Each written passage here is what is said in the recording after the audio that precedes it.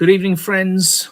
Welcome to our S.O.S. live stream. Stephen on Sunday, Sense on Sunday, sowing off seeds, whatever you like. But this is our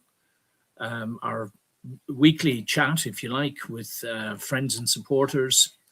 We try to do it at 7 o'clock. We may actually move that up till 6 in future because I'm finding it's getting a little bit crowded to try and squeeze everything in. Anyway, welcome to those of you who are watching us live, and of course to those who are watching this as a replay. Good evening, friends. I see a few already popping on board.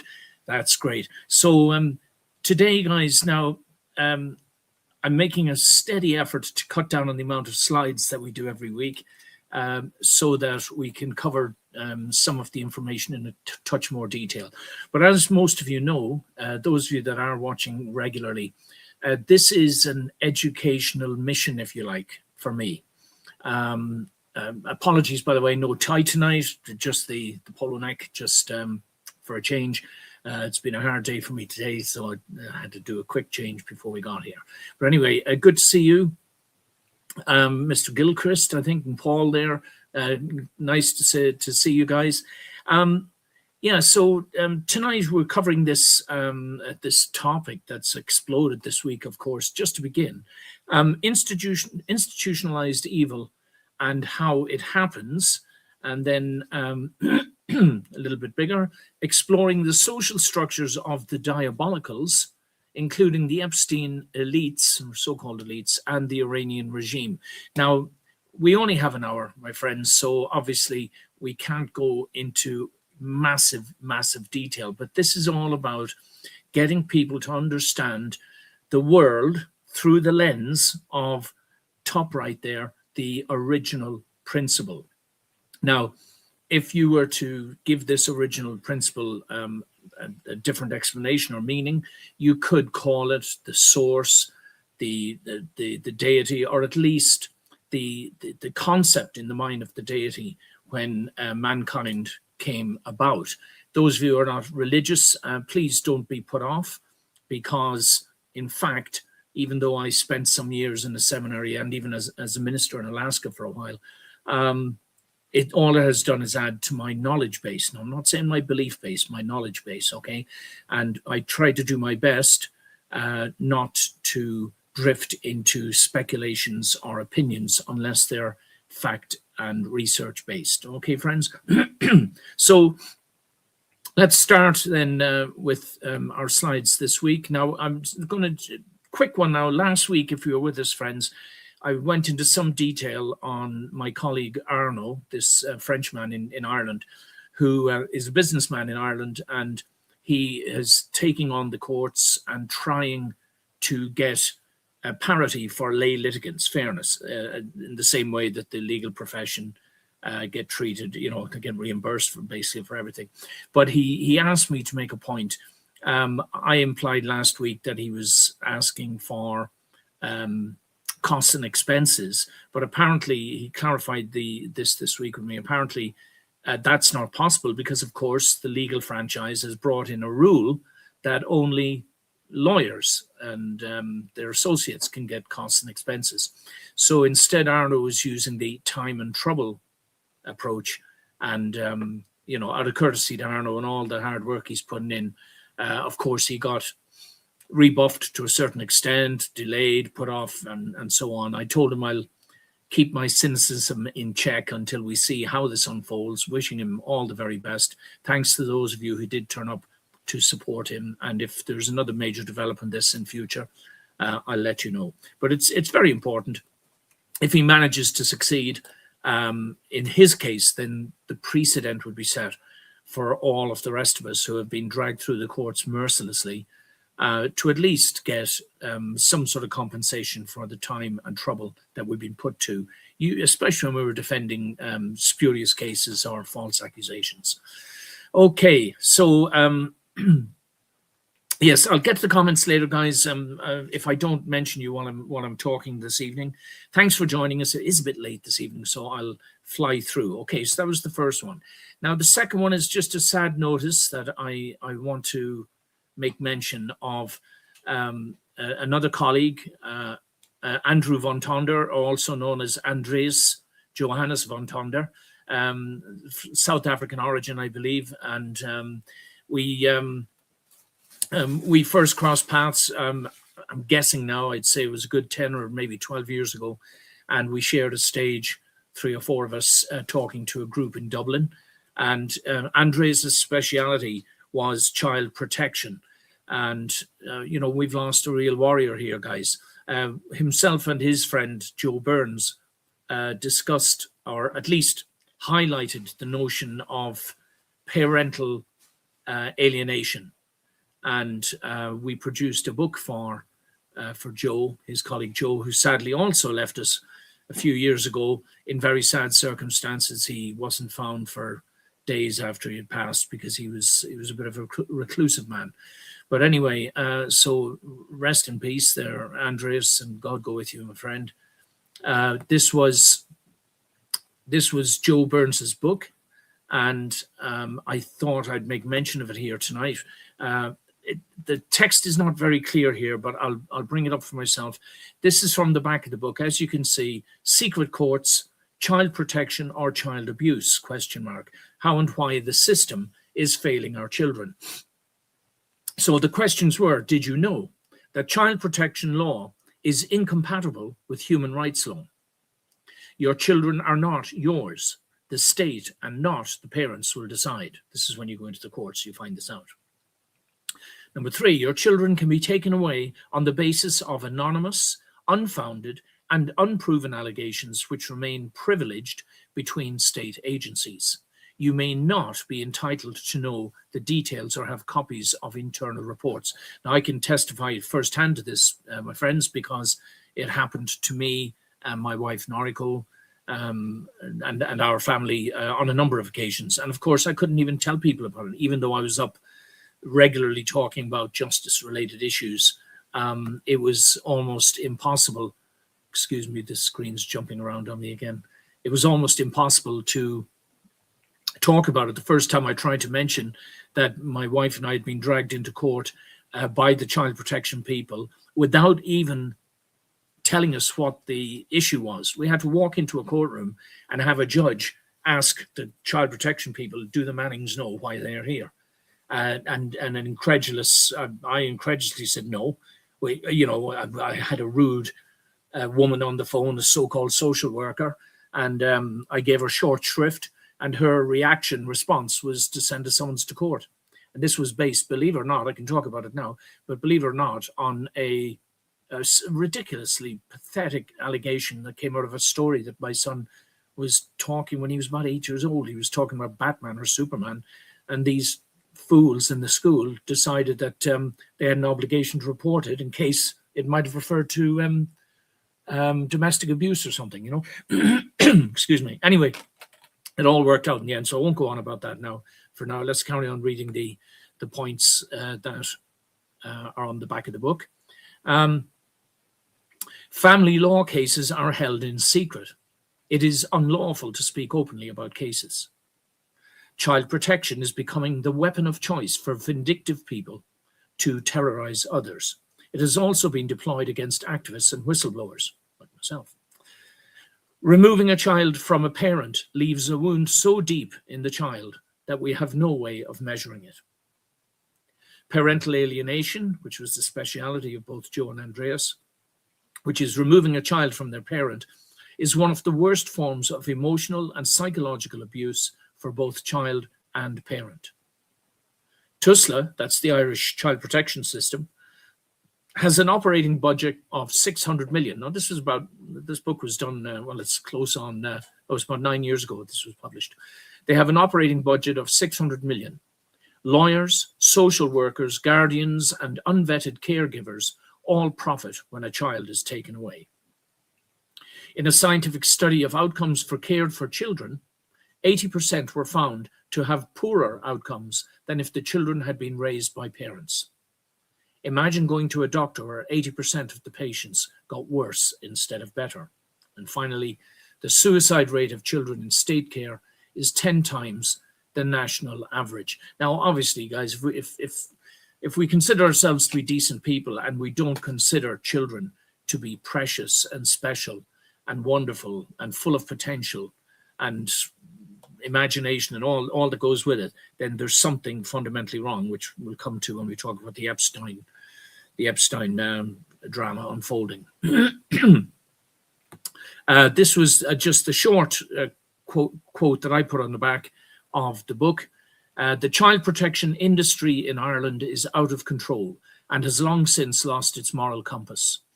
When unfounded and unproven allegations by anonymous sources can be brought against otherwise decent parents, and when those allegations are given weight and credit in secret courts by reckless, unqualified, and amoral agents of the state, and when children can be kidnapped and families destroyed, then clearly there is a problem here that needs to be tackled urgently. Joe Burns knows his stuff. This book is essential reading for anyone who claims to genuinely care about our children. I hope I've made my point there, guys.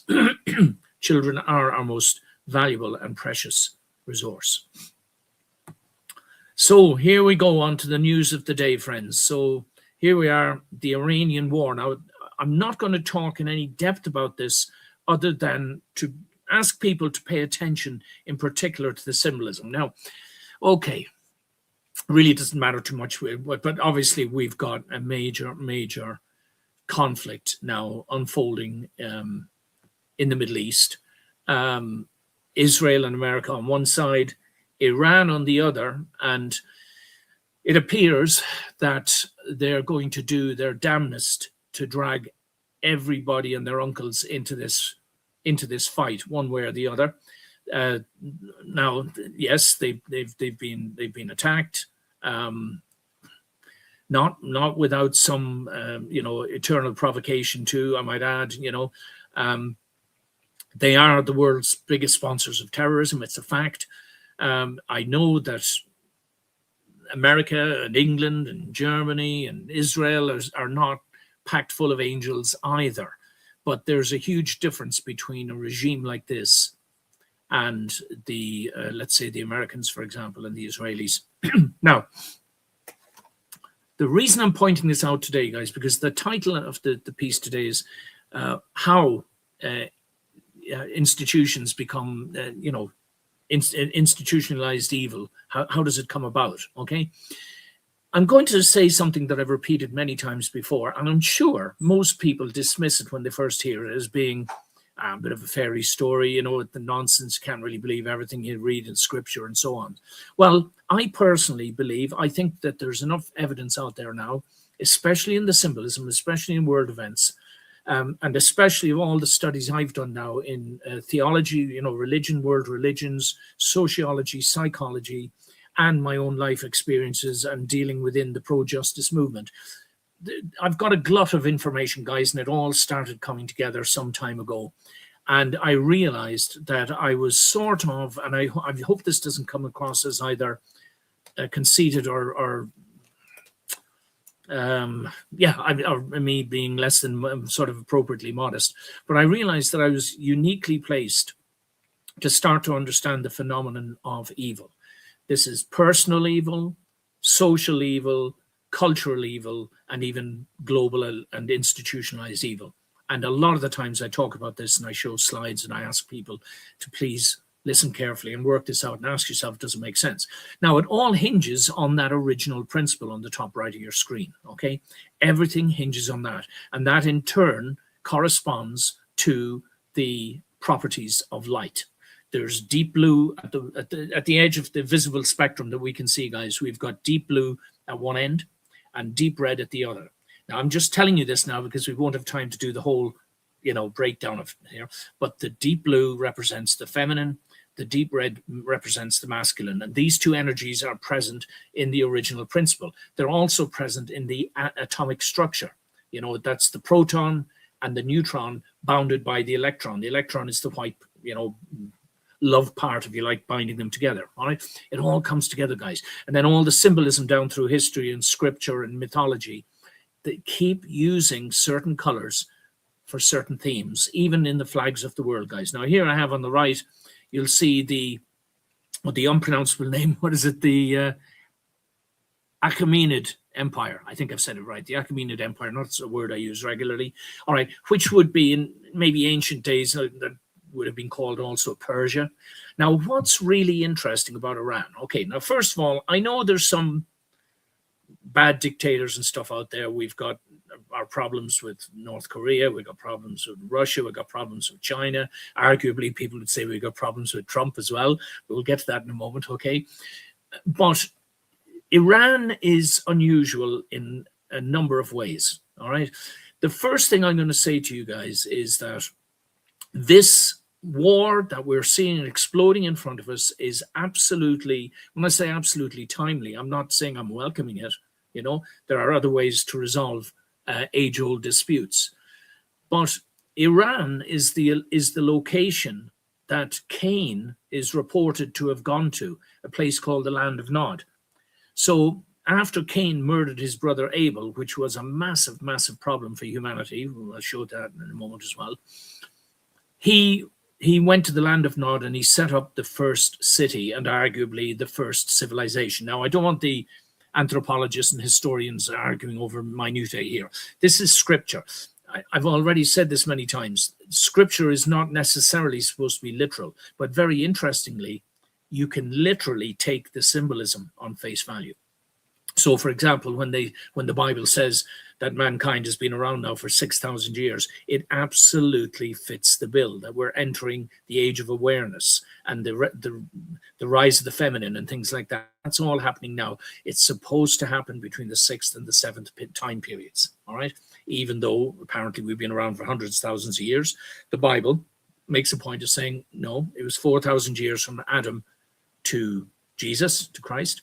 And then again, it's been 2,000 years since the start of Jesus's first, public mission, to the year 2030, where the Diabolicals, these are people who like to refer to themselves as elites, but these are the people in the various cabals and the globalist institutions who have very dark and sinister lifestyles and secrets and are planning similar stuff for us, you know. So I just call them collectively the Diabolicals because their master is, you know who. It's certainly not a godly master. It's the other guy, right?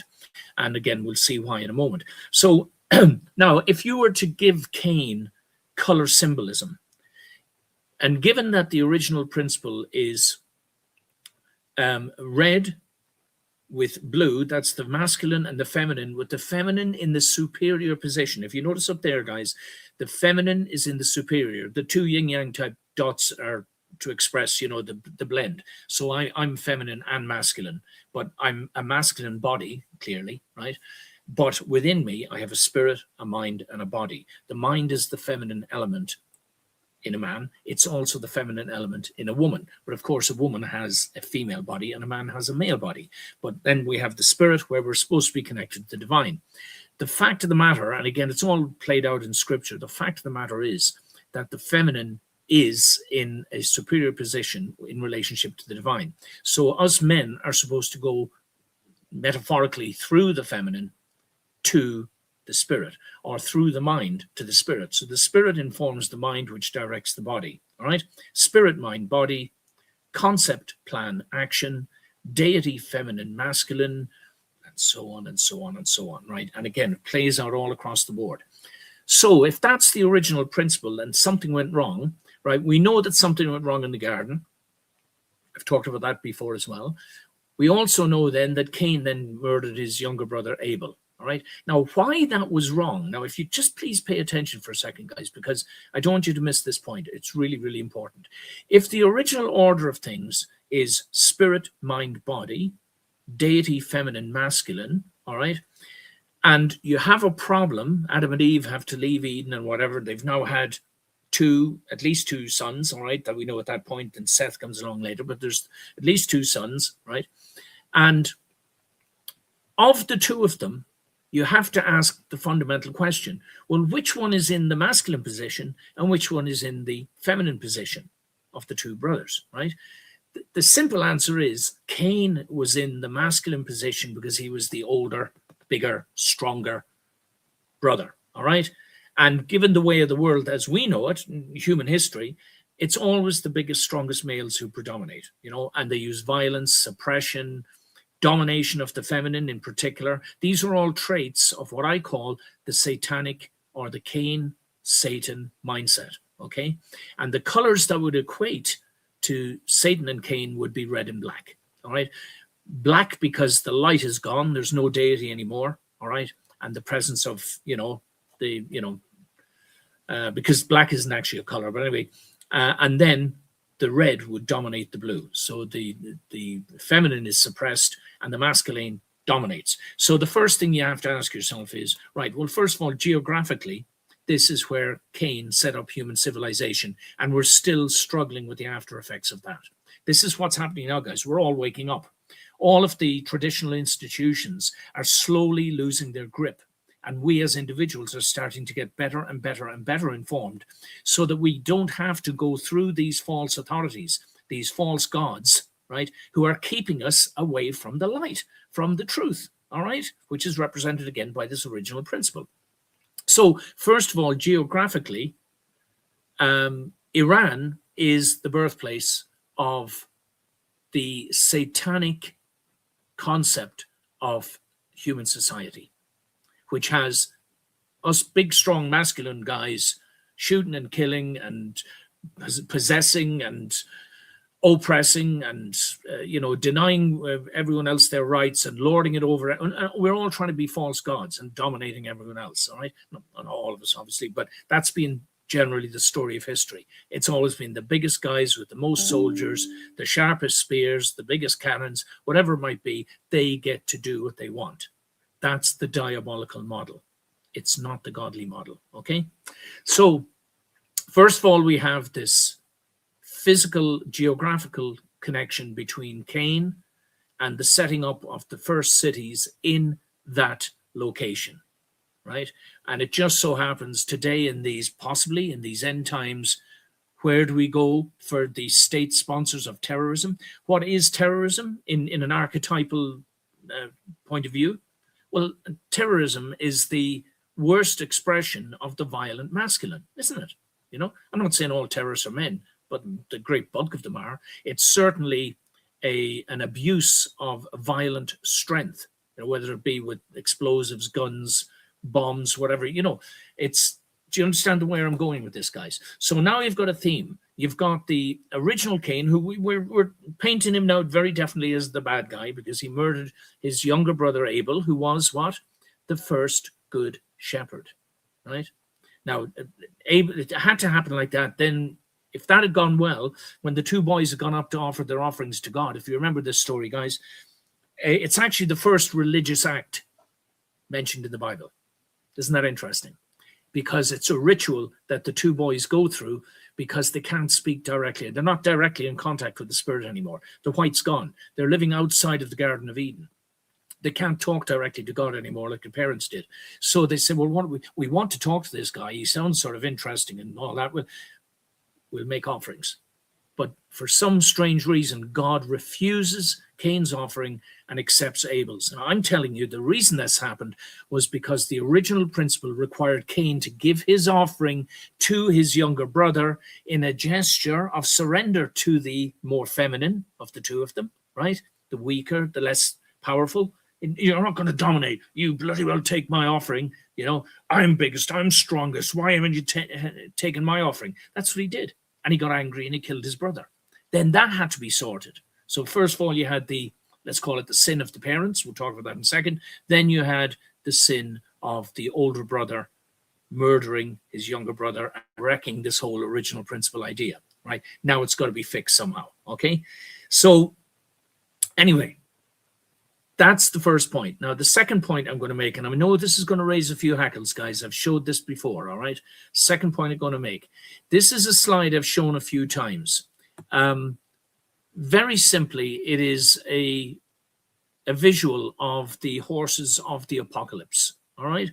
And in context of dare I call it let's call it the the tragedy in Gaza, and the October the 7th attacks and everything has come out of it and all the rest of it.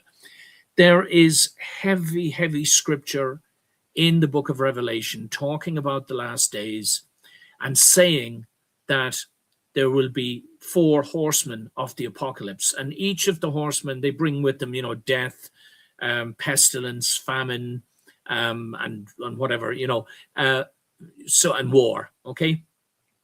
And each of them is riding a specifically colored horse. Those horses are white, red, black, and green. If you have a translation that doesn't say green, it's because it's been mistranslated from the Greek or the Aramaic, I can't remember now, but chlorophyll is the color of grass, it's the color of plants, that's the color of the final horse. Now, I made the point, the symbolic point. Is it just a coincidence that the Pan-Arab flags and the source of much that could be described as coming from the satanic, or at least the Cain-related mindset, this masculine who wants to crush and dominate and destroy. And you think about, and again, I'm trying my best not to be too inflammatory here, but when we think about the different cultures around the world, and if I were to say, all right, and not describing a culture, by the way, but if I were to describe the antithesis to the original principle as a culture, because if the original principle had a culture, it would be collaborative, direct democracy, where everybody is treated as special and elevated to the highest potential they could achieve. Now, if I were talking about the antithesis to the, it's a bad word, that one, isn't it? To the original principle, I'd say, well, let's look then for a culture that, number one, has no blue in any of its symbolism, right? Why? Because it represents the feminine. No blue in any of its symbolism. That's quite important. Secondly, that suppresses women in its culture. Thirdly, is inclined towards aggression and violence, particularly against women and children. All right. And I, again, without painting an absolute picture here, I think you know where I'm going here. There is something in any event, and like I said, I've studied world religions, guys, as well. I have friends. I've even produced books for friends. One was the Quran's challenge to Islam by a Muslim scholar in England. I have friends who are Muslims. I'm not for a moment tarring them all at the same brush. No more than we can excuse many of the diabolical Christians in history just because they claim to be Christians. But in the same way, Islam, or at least Islam in the way it's being practiced in certain cultures, right, is most definitely not, it doesn't qualify to be called a religion. It's a socio-political model of oppression, and in many cases, violent oppression, okay? And some of its declared aims and objectives are absolutely abhorrent to anybody who even remotely understands the Christian philosophy, of love your neighbor. Yeah. So having said that, I'm saying, guys, please pay attention to the symbolism. You've got a red, white, and blue American. Now, I should also mention this, guys. This is really important. The symbolism I talk about, especially when it comes to countries' flags, it's only up to about 1960. There are reasons for that we can't go into tonight, but there was a big change around the 1960s, and there was symbolism that all aligns and all makes sense up to that point. After that, for example, the Iranian flag, that Persian flag, the current Iranian flag, I think only came in I think it was 1980, red, green, and white, They claim it represents Islam and peace and something else and courage or something like that. Well, anyway, the interesting thing is you see there in the bottom right, guys, all I've done there is I've just popped those in there to just as an example of red-black symbolism. These are our sort of neo-Nazis and Nazi flags and paraphernalia. And interestingly, they choose the reds and the blacks, just like Darth Vader or Dracula or cartoon villains. I I wrote about this about 25 years ago, guys, you know, so I've been hammering at this for quite a while. But it's interesting that, you know, and again, I could keep you at this for hours. So let's keep going, guys. We're already halfway through, right? And we fly through this. Looks like I've done it again. Too many. All right. There's another example, friends. So those were all of the opposition forces during the major wars of the 20th century. Okay. Now, again, all you could look at them and go, yeah, so what, Stephen? What are we looking at here? So what you're looking at is no blue. All right. And contrarily, I don't think I've got another slide coming, but contrarily, I could show you a raft of red, white, and blue flags, including the start of the First World War, the 5 nations that started the First World War, all red, white, and blue. When America came into the First World War, Russia exited it. She was red, white, and blue, changed her flag to red for the 70 years of communism that was going to follow. 70, red. See it there, guys? On the right-hand side, 700 nanometers aligns with the red end of the spectrum, and 400 nanometers aligns with the blue end of the spectrum. The 400 or the 40 represents rebirth. It's the feminine number, pregnancy. Think about there's lots and lots of examples in scripture and mythology. And 7 is the number of perfection, of creation, of action. Yeah. Spirit, mind, body, concept, plan, action. Okay. The red chakra. Okay.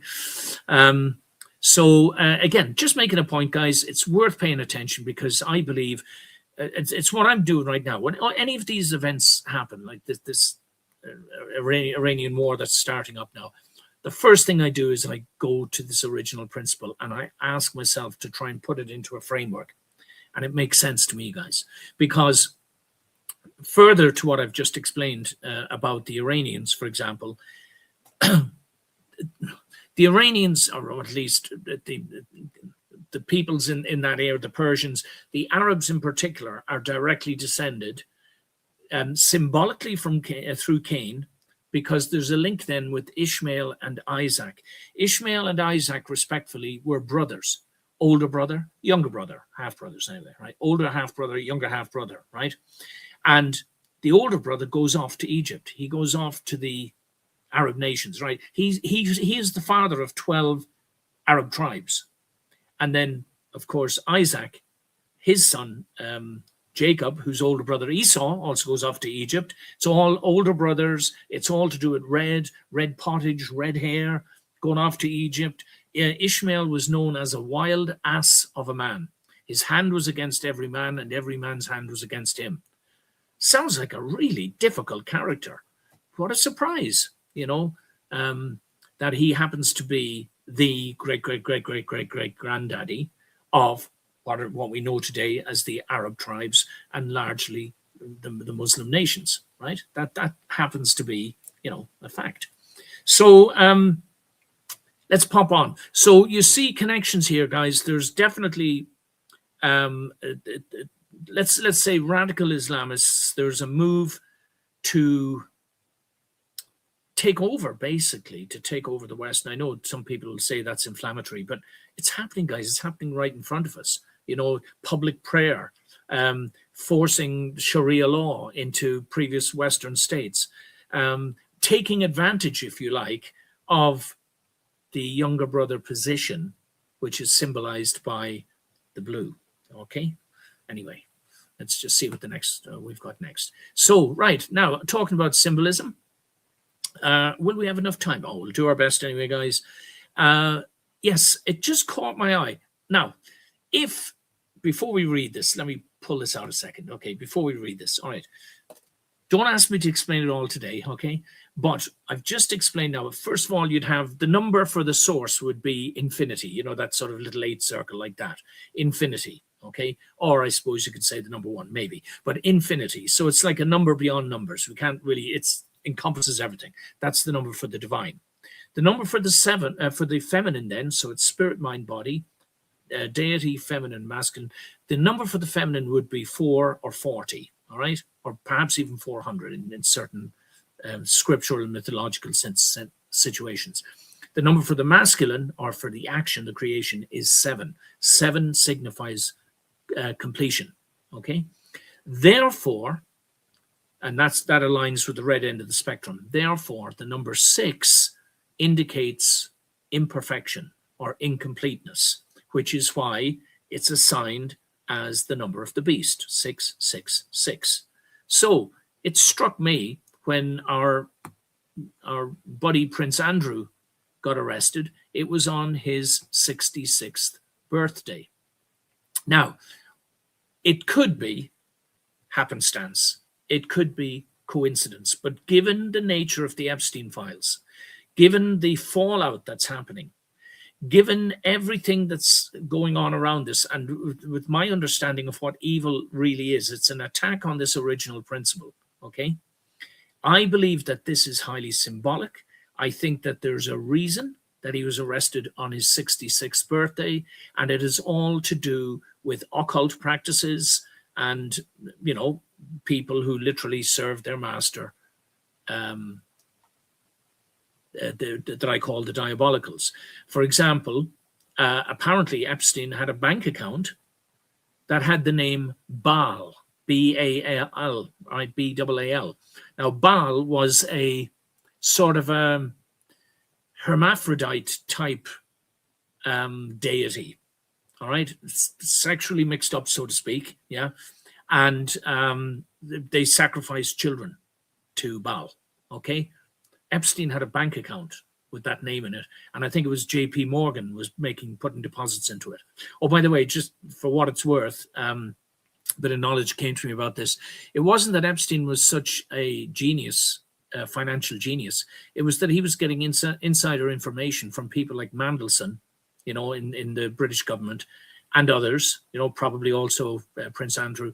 And with that insider information, he was able to, you know, play the odds with the stocks and bonds in the markets, the money markets, and was making a fortune. And then with that fortune, you know what, we've now, I won't do it today, guys, because I'm still in a state of shock at some of the revelations coming out of these Epstein files. Maybe we can talk about that a bit more next week. But if you haven't heard about them yet, guys, please go and do a bit of research, not through the mainstream media. They've lost their credibility now, guys, but go to some trusted independent source and listen. It's truly appalling. That it's, I'm trying to think of the right word, depravity. It doesn't even come close to it. Depravity is not, it's not enough, it's not a strong enough word. It's literal, pure evil in action against the most vulnerable and the most precious amongst us, guys. Anyway, so he was arrested on his 66th birthday. Okay. What else is a bit interesting? Well, look at this. Oh dear, look at this, Jeffrey. So here's Jeffrey. And Jeffrey, interestingly, was 66 years and 6 months old when he died, or when they say he died. All right, there's questions still about that at the moment. And if you think that is just a coincidence, because after all, we're told, you know, and the reason I'm saying the symbolism comes before any of these major actions, you see. So he's 66 years and 6 months old when he dies, but it gets better, guys. All right. Now, I know there's question marks. I've seen videos that suggest that the cameras were all turned off. Somebody went to his cell, that he was either murdered or taken away and replaced. Whatever, we may yet find out the whole truth of this. Look how long it's taken us to find out about JFK, for example, you know, so who knows. But look at what else I discovered. So I went into this in a little bit more detail, and don't let that, why, I'm so sorry, my friends, but anyway, I can read it to you anyway. So I went in, so his lifespan, according to them, he was alive for 24,309 days, or what, 66 years and 6 months, right? And look how it breaks down, bottom right, just over there, guys. I typed it out again for you at the bottom to make it easy, right? All right. So first of all, you add together 24,309. Just add the numbers together. What does it come to? 18. And that equals what? 666.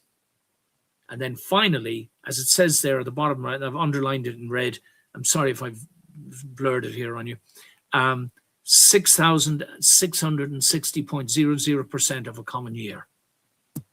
Now, I'm not making this stuff up, guys, okay? I'm not making this stuff. You can see it right there. I put these dates in and asked the calculator to tell me, what have you got? And first of all, the amount of days that he has been allegedly alive adds up to 666. He dies at the age of 66 years and 6 months. And finally, the amount of days that he was alive adds up to exactly 6660.00 of a common year. Percentage, sorry. I hope people are at least saying, well, there might be something to this. It can't all be coincidence. Carl Jung said it. He said the more coincidences keep happening, the less that they can be called coincidences. All right, I'll correct that slide, guys, and I'll fire it up there next week. And yeah, for you all again. Here's another one that I did previously. You may or may not have seen this before, but you tell me now. Should we be taking a closer look at this diabolical actor? And I mean that in the literal sense. Born on Christmas Day, 1971. 197 and 1 equals 18. That's 3 6s. He was born at exactly 9:27 p.m. Now, why this is in the records, I don't know, guys. You tell me. Is it important?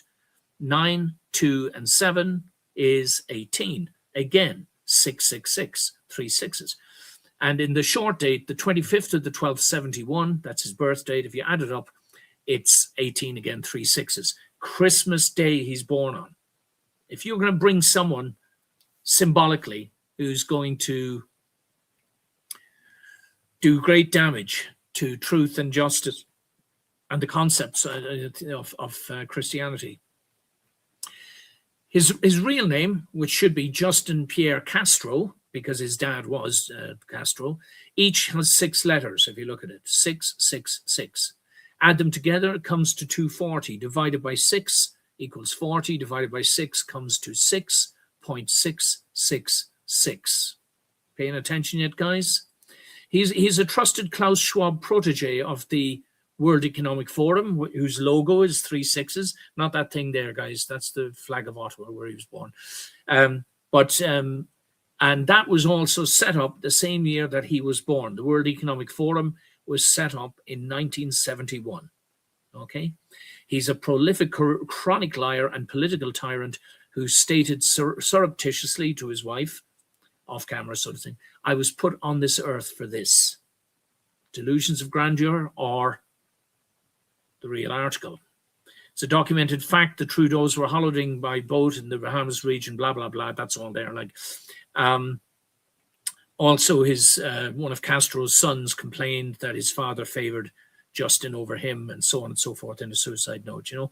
And then finally there's the flag of Ottawa, which is the location where Trudeau was born.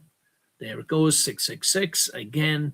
And interestingly, he's now dating Katy Perry, isn't that correct? Who was previously Russell Brand's squeeze, or actually a wife for a while, wasn't he? You know, that wasn't she. And I'd have a lot of time for Russell Brand, by the way, guys. I think, yeah, he's not only entertaining, but he's a sort of a born-again Christian who it's a sincerity just oozes out of him, and he's very well informed, and he's not scared to talk, which is why they're coming after him, of course. So there's a short clip here now, a very short clip, guys. I just want to make a point. Again, this is some of the Epstein survivors who were collected together, the victims and survivors, and they were being interviewed by NBC, I believe. And they were trying to get someone to say, come on, someone must have seen Trump there sometime, or he must have done something wrong. And it's just something that I think we're compelled to at this moment, with the attention on President Trump, with these questions around a pardon. Did anybody see or hear of the president himself doing anything inappropriate as it related to Jeffrey Epstein? No. There we have it. No. Personally, I do hope that this is that this continues. I've seen many attempts now by various types of people to drag Donald Trump into this morass. Now, I could yet be proven wrong, and something might surface that will shock and appall us all. I have no doubt at the moment that certainly he's the best choice available, and he's doing his best to wreck the system, this diabolical system where all of these people thrive. But anyway, let's wait and hope and pray that nothing comes out that would. But it is a bit odd that the piecemeal way that all of these. Sorry, I have to bring this one up again. The piecemeal way that all of these files are being released. And of course, people made a comment then, said, did you hear anything about Hillary and or Bill Clinton? About Tom Hanks, Bill Gates? Did reporter make any follow-up questions like this? Or do they only ask about Trump? Why can't we ask about Bill Gates, Bill Clinton, Stephen Hawking, Oprah Winfrey? Notice that they don't ask if Bill Clinton was there, etc., etc. So it's selective partisan reporting on the part of CNN because they are an establishment agent. So then we find out that Norway's former prime minister is investigated by police over Epstein file. Now, believe it or not, he was being protected under diplomatic immunity because he's the member of the Council of Europe. Bill Gates on the right admits he had affairs with Russian women. We then find out that he was surreptitiously drugging his wife with antibiotics to try to make sure that she didn't discover that he'd caught STDs on one of his little jaunts. This is the guy we're all trusting our health to, eh?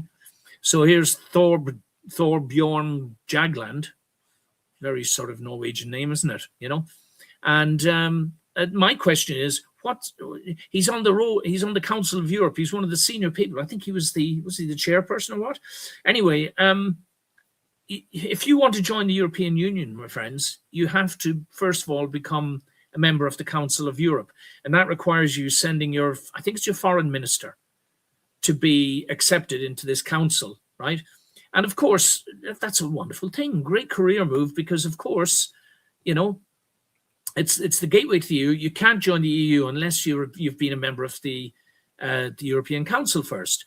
And of course, as you can see there, their values, human rights, democracy, the rule of law, they're committed to professionalism, integrity, and respect. And of course, it's all lies, my friends.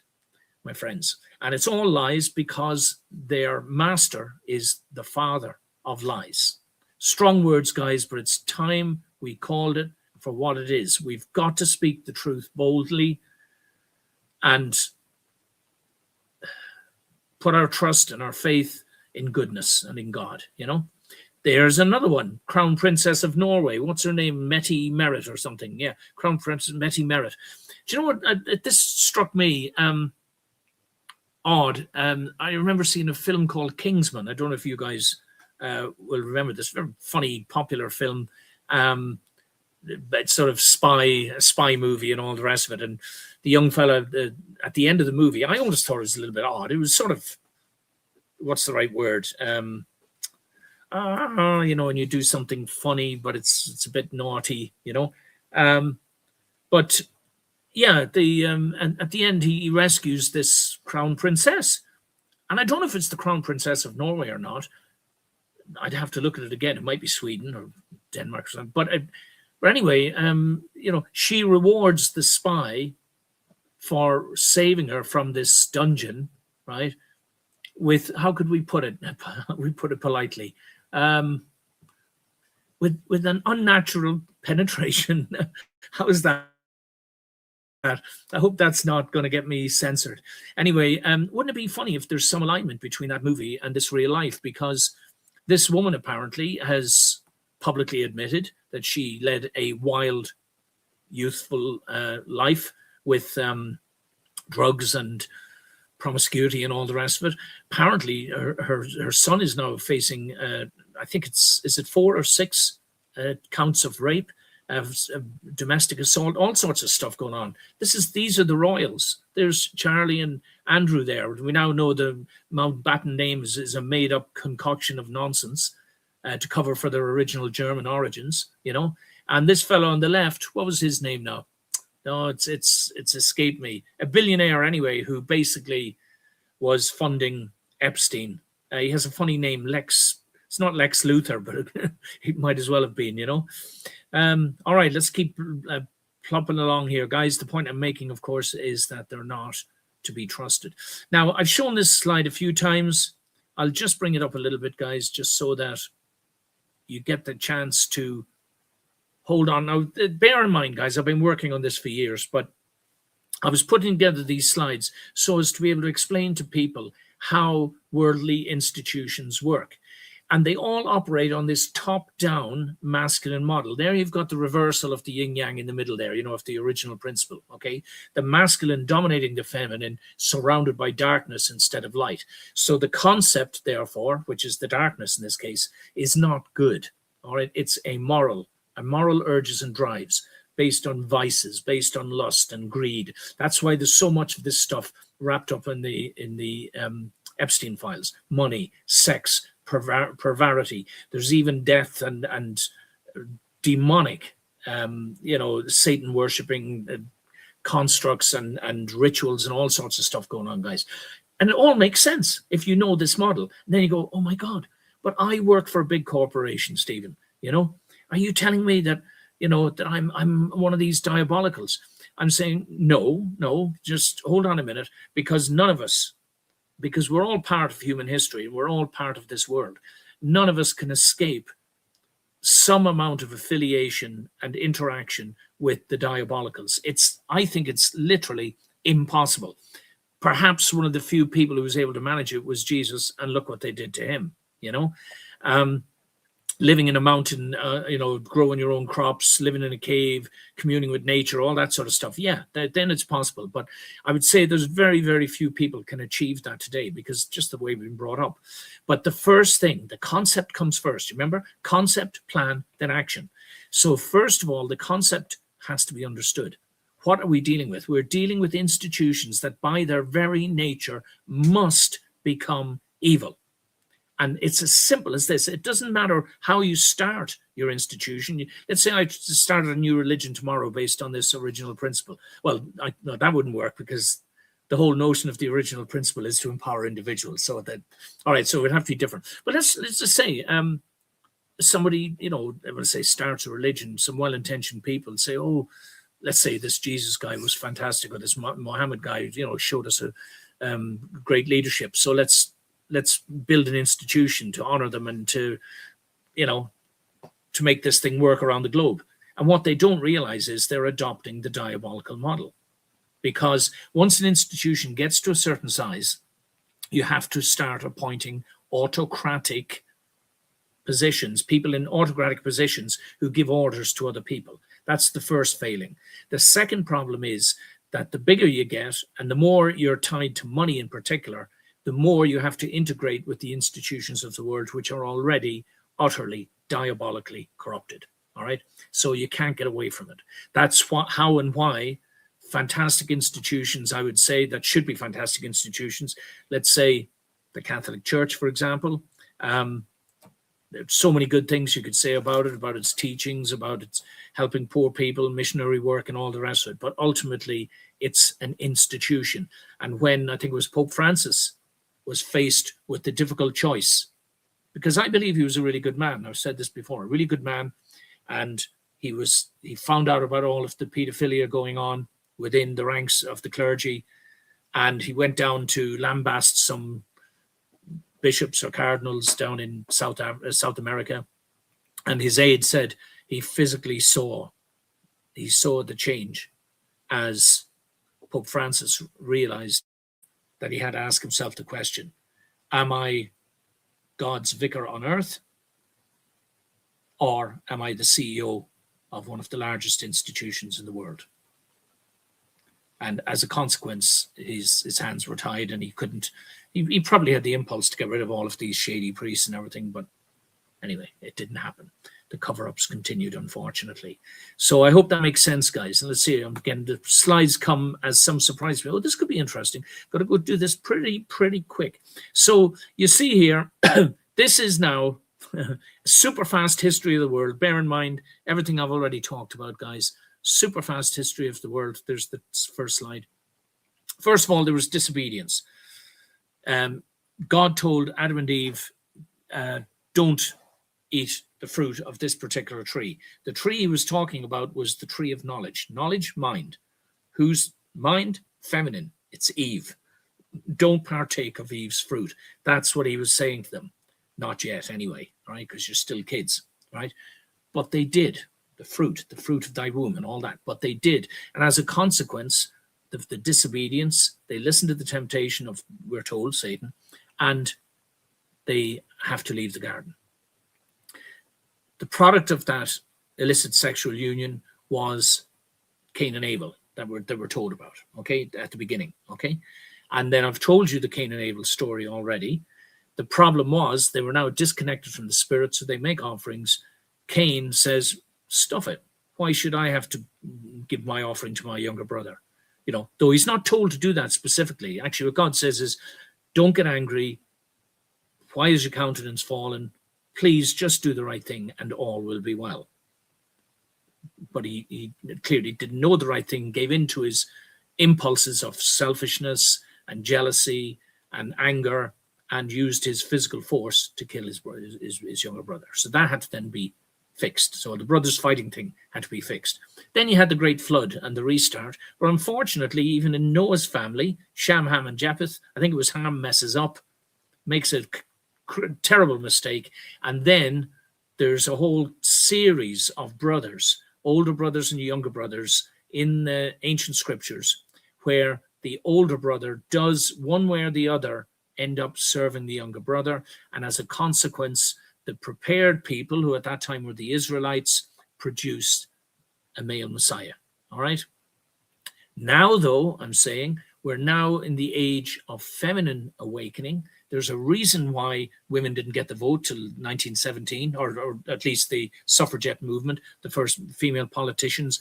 There was a lot of stuff happened in 1917, all surrounded by the 400-year, the blue end of the spectrum. And anyway, that's maybe a story for another day. But look up the Ottoman Empire, look up the Protestant Reformation, look up the appearance of Our Lady of Fatima, all of these things, 400-year cycles ending exactly in 1917, the same year that America came into the war with a whole load of red, white, and blue nations, and the Russians left the sides of the Allies. It's all very interesting, guys, and it all plays into this period coming up to the 1960s. All right. So, and then I said, now, hopefully, we're approaching the end of hell on earth. All right. Think of your Lord's Prayer. Thy kingdom come, thy will be done. Where? On earth as it is in heaven. That's always been the objective. It's not somewhere we're going to go to after we die. It's somewhere we're supposed to make while we're here. All right. Watch out for 2030. It's the 2000-year anniversary of the start of Christ's public mission, which I believe has been symbolically chosen by the Diabolicals precisely for that reason. That's their final and last and great and grand and awful attempt to establish the kingdom of hell on earth once and for all. Watch out for it, guys. So I think we're going to finish now, guys. Let's see. Yeah, we'll just fly through the last few here because I'm literally, I think we're down to our last minute or so. This is where you can find us on other platforms. I've underlined a new one there, guys. S.O.S. Reels. Okay, so on YouTube, I've found out that their feature is pretty good. I've been messed about so much on TikTok, it automatically generates these videos, get automatically split and sent over there. So I get 3 or 4 now AI generated shorts. They get presented to me after I finish here. If they look reasonable, I'll bump them up there onto this S.O.S. Reels account, okay, or it'll have my name on it or something like that. Thanks again, friends, for paying attention. Thank you for all your support. I'm going to say something unusual here. Like and subscribe, because I never say this, guys. I don't want to be misunderstood. This is a mission. It's not a commercial endeavor. All right. But if you like and subscribe, more people get to hear it. Good night and God bless, and hopefully see you all next week.